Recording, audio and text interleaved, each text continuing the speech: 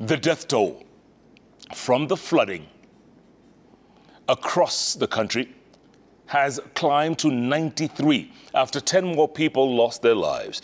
3 were killed in Garissa, 3 in Homa Bay, and 4 in different parts of the country.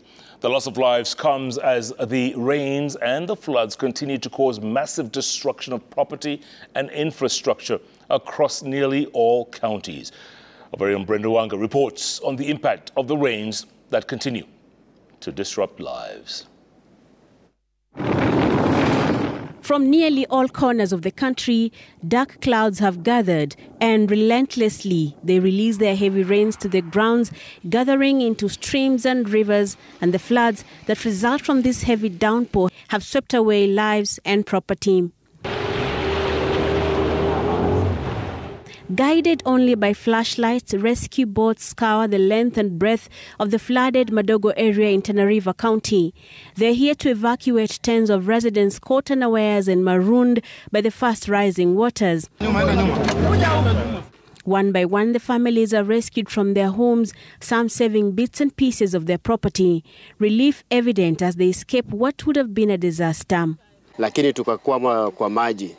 Na hii kwa kupenda kwetu tukwame kule, wengine tumetoka mahali hakuna mito kama hii, hatujui kuogelea. Maji ikisha tufika kwa makoti, hatuna mahali pa kwenda. Sasa tukatulia tukakaa. Some of those marooned regretting not heeding early warnings on the impending floods. Tumesema maji na? Wametangaza kuna wakati walitangaza mara mingi na hatujaona hiyo maji. The rescued group here in Tana River are amongst the lucky ones. The floods across the country have claimed tens of lives.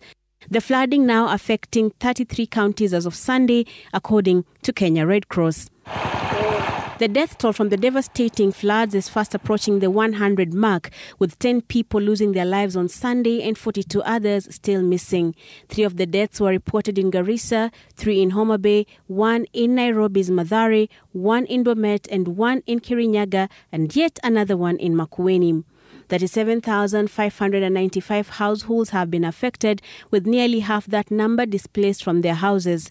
5,774 livestock have been lost, while 32,712 acres of crop have been affected by the floods.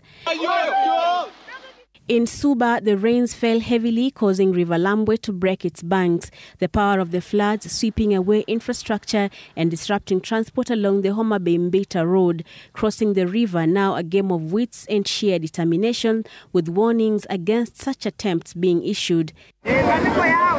The same situation was witnessed further downstream in Sindo.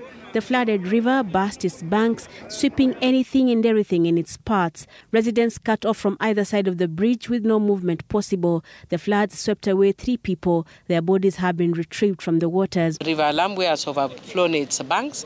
We are asking the members of the public not to cross the river. They should not even try at all to cross the river at this point. Aside from the loss of lives and destruction of property, those affected by the rains and the floods are also fearful for their safety and their health. In Gotagulu, Siaya County, residents say the flooding has moved wildlife to their homes, endangering their lives. The hippos have made our homes their homes. They are within us at night. In fact, we are very much worried about this water. This time, it has submerged so much than before. In Gakungu village, Kirinyaga, a 27-year-old man was swept away by the swollen Thiba River.